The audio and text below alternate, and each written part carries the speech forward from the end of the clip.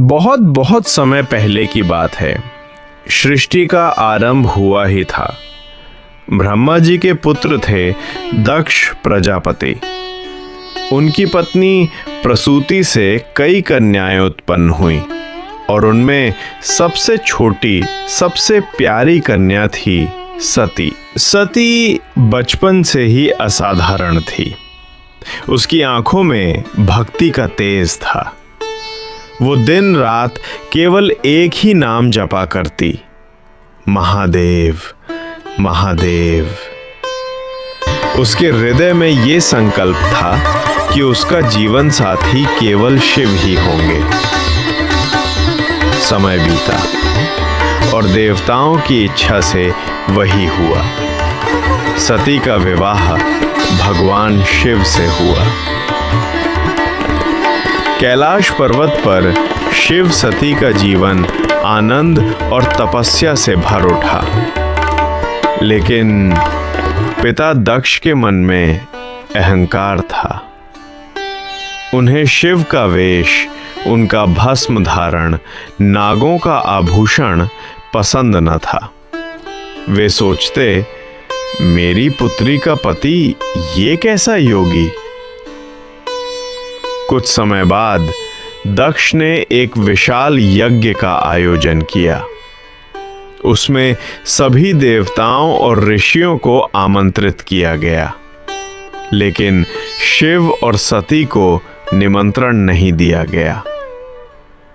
जब सती को यह पता चला, उसके हृदय में हलचल मच गई। उसने सोचा, मैं पुत्री हूं, भले ही बुलावा ना आया हो, पर अपने पिता के यज्ञ में जाना चाहिए। शिव ने शांत स्वर में समझाया, प्रिय, जहां अपमान हो वहां जाना उचित नहीं। लेकिन सती का मन ना माना। वो अकेली ही यज्ञ में पहुंच गई। यज्ञ स्थल पर वैदिक मंत्रों की गूंज थी।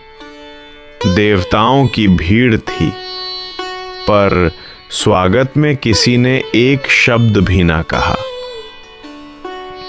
सती सीधे अपने पिता के पास गई। पिताश्री, आपने मेरे स्वामी का अपमान क्यों किया? वे देवों के देव महादेव हैं। दक्ष ने कटु वचन कहे, शिव का उपहास किया। कहा, वो वनवासी भूतों के स्वामी मेरी कन्या के योग्य कैसे? ये शब्द सती के हृदय में बाण बनकर लगे। उसने कांपती आवाज में कहा, आज तक मैंने तुम्हें पिता माना, पर जो पिता मेरे आराध्य शिव का अपमान करे, मैं उसके घर की पुत्री नहीं रह सकती। ये शरीर जो तुम्हारे घर में जन्मा, अब मेरे किसी काम का नहीं। और सबके सामने सती ने यज्ञ की प्रज्वलित अग्नि में प्रवेश कर लिया। लपटें उठीं और सती अग्नि में विलीन हो गई। पूरा यज्ञ स्थल स्तब्ध रह गया। देवताओं के मुख से शब्द ना निकले।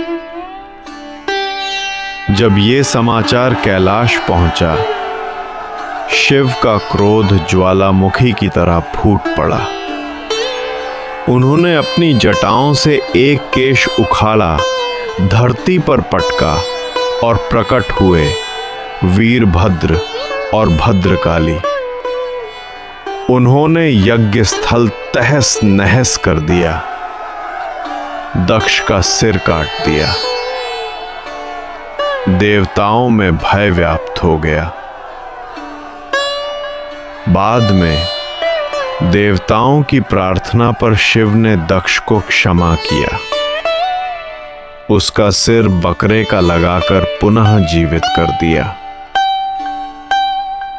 लेकिन शिव का शोक कम ना हुआ। वे सती के जले हुए शरीर को कंधे पर उठाकर पूरे ब्रह्मांड में घूमने लगे।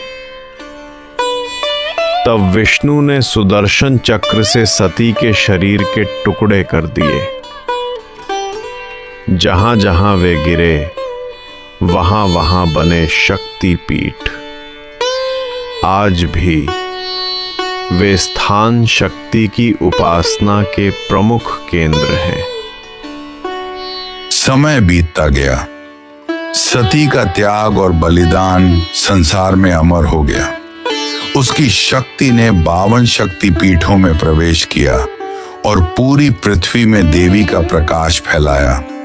और फिर समय के चक्र में सती का पुनर्जन्म हुआ। नई अवतार के रूप में देवी ने फिर से धरती पर अपना दिव्य प्रकाश बिखेरा। सच्ची भक्ति, निस्वार्थ बलिदान और विनम्रता शाश्वत शक्ति, सम्मान और नई शुरुआत लाती है।